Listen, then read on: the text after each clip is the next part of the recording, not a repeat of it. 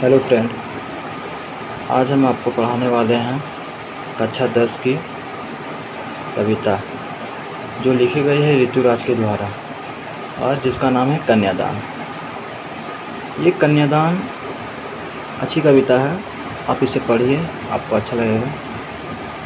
कन्यादान कविता को स्टार्ट करने से पहले हम समझ लेते हैं ऋतुराज के बारे में। ऋतुराज, ये नाम आप सुने ही होंगे, कक्षा 10 में पढ़ रहे हैं तो। और जो उपा सिपाही की जो तैयारी कर रहे हैं उनके लिए भी बहुत लाभदायक है। ठीक है, तो हम इसे स्टार्ट करते हैं। देखिए, ऋतुराज का जो जन्म है वो 1940 में हुआ है। ठीक है, ऋतुराज का जन्म 1940 में हुआ है। कहाँ पर? भरतपुर में हुआ था। ठीक है, राजस्थान विश्वविद्यालय जयपुर से उन्होंने अंग्रेजी में एमए किया। अंग्रेजी में एमए करने का मतलब है कि ये इनका जो ऑनर्स हुआ है, ऑनर्स होगा वो अंग्रेजी में होगा, इंग्लिश ऑनर्स होगा। और जो एमए किया है, और ये 40 वर्षों तक अंग्रेजी साहित्य के अध्यापन के बाद अब सेवानिवृत्ति लेकर वे जयपुर में रहते थे। मतलब कि 40 वर्षों तक इन्होंने पढ़ाया। अब उसके बाद ये रिटायर हो गए।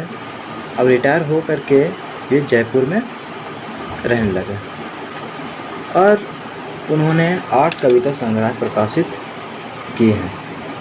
मतलब कि 8 कविता उनके द्वारा लिखी गई हैं, जिसका नाम है यहाँ दिया गया है, एक मरण धर्म और अन्य। एक मरण धर्म और अन्य। दूसरा इनके द्वारा जो लिखी गई है वो पुल पर पानी। ठीक है, और सूरत नीरत और लीला मुखारबिंद प्रमुख हैं। उन्हें ये सब जो उनके द्वारा जो लिखी गई कविताएं हैं, इसके द्वारा उन्हें कई पुरस्कार भी मिले हैं। जो पहला पुरस्कार है सोमदत्त पुरस्कार, दूसरा है परिमल सम्मान और तीसरा है मीरा पुरस्कार, और फिर पहल सम्मान भी है और बिहारी पुरस्कार मिल चुका है इन्हें। ठीक है, चलिए, हम तो जान लिए कि इनका जन्म 1940 में भरतपुर में हुआ था। राजस्थान विश्वविद्यालय से उन्होंने अंग्रेजी में एमए किया और पढ़ाने लगे। 40 वर्षों तक पढ़ाए, उसके बाद फिर रिटायर होकर के ये जयपुर में रहने लगे, राजस्थान।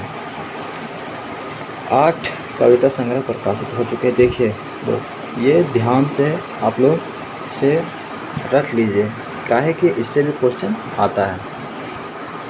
ठीक है, अब हम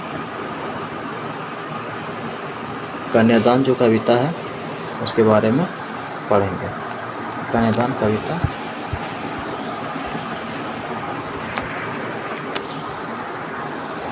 देखिए, कन्यादान जो कविता है वो इसके बारे में बताया गया है कि जो एक माँ और बेटी का जो वार्तालाप हो रहा है वो किस प्रकार से हो रहा है, सो हम इसमें आपको समझाएंगे। कन्यादान। कितना प्रामाणिक था उसका दुख लड़की को दान में देते वक्त, जैसे वही उसकी अंतिम पूंजी हो। मतलब कि ये कविता है, आपको इस तरह समझ में नहीं आएगा, आपको मैं इसका हिंदी अनुवाद करके आपको समझा दे रहा हूँ। इस कविता में कवि ने माँ की उस पीड़ा को, मतलब कि उसका जो दुख है माँ का, उसको बताया है, व्यक्त किया है इस कविता में। वे बोलते हैं कि जब वह अपनी बेटी को विदा करती है, मतलब कि जब वह अपनी बेटी को, एक माँ है वो अपनी बेटी को विदा करती है, तो उस समय उस माँ को लगता है जैसे कि उसने जीवन भर की सारी पूंजी गंवा दी हो। मतलब कि बचपन से लेकर के शादी तक उसको पालती पोसती है और उसके बाद उसको विदा करने का समय आ जाता है।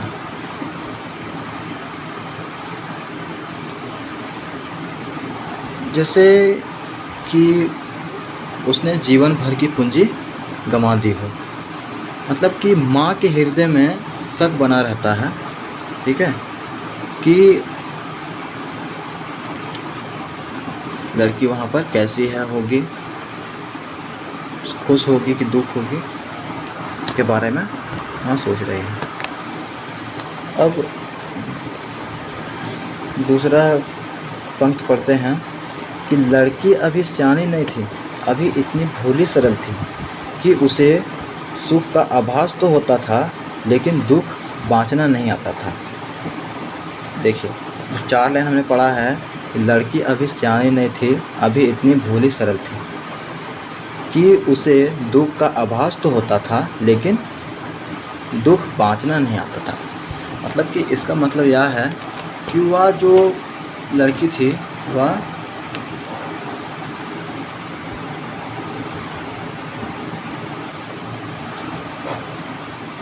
माँ बोल रही है कि लड़की को, मतलब अपनी बेटी को माँ ने बड़े लाड़ प्यार से पाला था, ठीक है, और वो माँ बोल रही है कि जिसने कभी दुख देखा नहीं वह भला दुख का सामना कैसे करेगी। वहाँ तो चल गई, वहाँ तो विदा कर दी उसको, लेकिन वहाँ पर जाने के बाद उसने तो यहाँ पर तो दुख देखा नहीं है, लेकिन वहाँ पर वह दुख का सामना कैसे करेगी। मतलब कि कवि बोलते हैं इसी पंक्ति में कि दुख सौभाग्य को आबोध बेटी पढ़ सकती है परंतु अनचाहे दुखों को वह पढ़ और समझ नहीं सकती है। मतलब कि जो सुख और संपत्ति मिलता है वहाँ पर उसको उसका आभास तो हो जाता है, लेकिन जो दुख होता है उसको मतलब किस बाँचना मतलब समझना, तो बाँच नहीं सकती है। पाठक की व धुंधले प्रकाश की कुछ तुकों और कुछ लयबद्ध पंक्तियों की, कुछ तुकों और कुछ लयबद्ध पंक्तियों की। माँ अपनी बेटी को सीख देते हुए कहती है कुछ तुकत पंक्तियों की।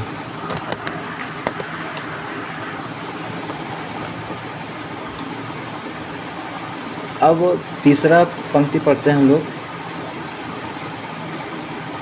माँ ने कहा पानी में झांककर अपने चेहरे पर मत रीझना।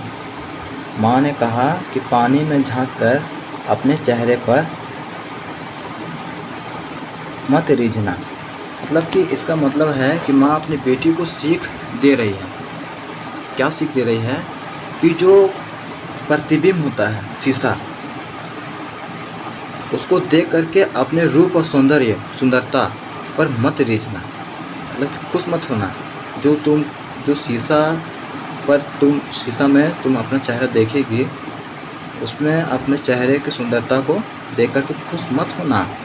वह ज़्यादा टाइम तक रहता नहीं है, वह चला जाता है। मतलब कि टाइम बाय टाइम चला ही जाता है। और तीसरी सीख देती है कि आग रोटियां सेकने के लिए हैं, जलने के लिए हैं। मतलब कि माँ पहले सीख क्या दी है कि माँ सीख दे रही है कि जो पानी में झांककर अपने चेहरे पर मत रीझना।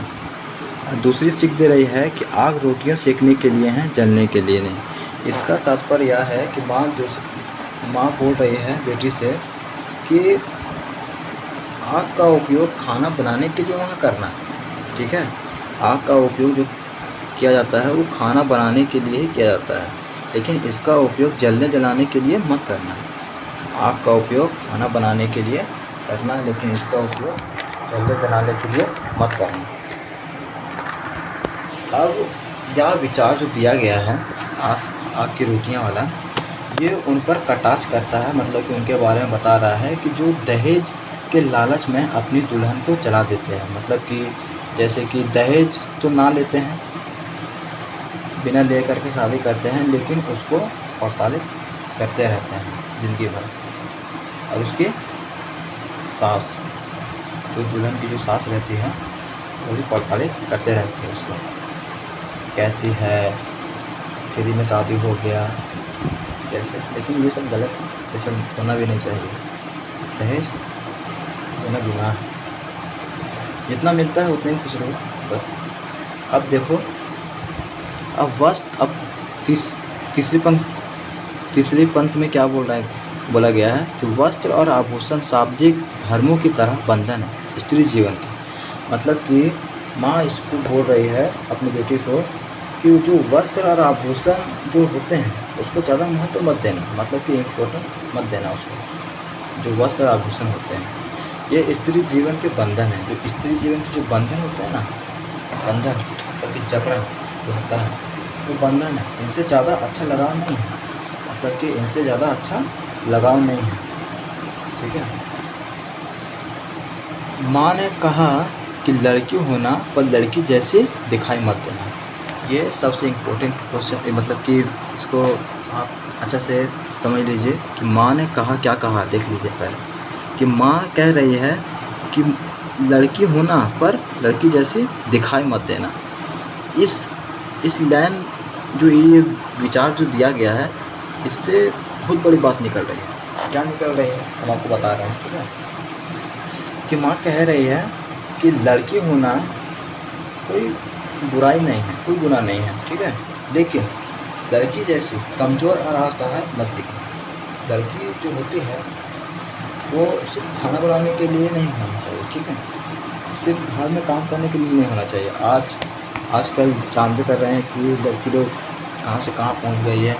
कोई ऐसा स्थान है जहाँ पर लड़के नहीं पहुँची है। ठीक है, कल्पना चावला का उदाहरण तब आप लोग सभी जानते करते हैं। तो वही बोल रही है कि लड़की होना कोई बुराई नहीं है, पर लड़की जैसी कमज़ोर और असहाय मत देखना। ज़रूरत पड़ने पर कोमलता लज्जा को दूर रख करके अत्याचार के प्रति आवाज़ उठाना। ये देखिए, ये 2 लाइन में मैंने कितना सारा बोल दिया। ये 2 लाइन में ही छिपा रहता है। कविता क्या होता है, मतलब कि कविता में 2 पंक्ति जो लिखा हुआ रहता है उसके अंदर बहुत बातें छिपी रहती है, बस आपको समझना ज़रूरी होता है। ठीक है, अब ये तो मैंने आपको समझा दिया है। ठीक है, लेकिन अब मैं इसको, जो ये कन्यादान कविता है, इसको मैं प्रश्न उत्तर आपको मैं दूसरे वीडियो में दे दूँगा। पहले आप इस वीडियो को अच्छे तरीक़े से समझ लीजिए। ठीक है, थैंक यू, धन्यवाद।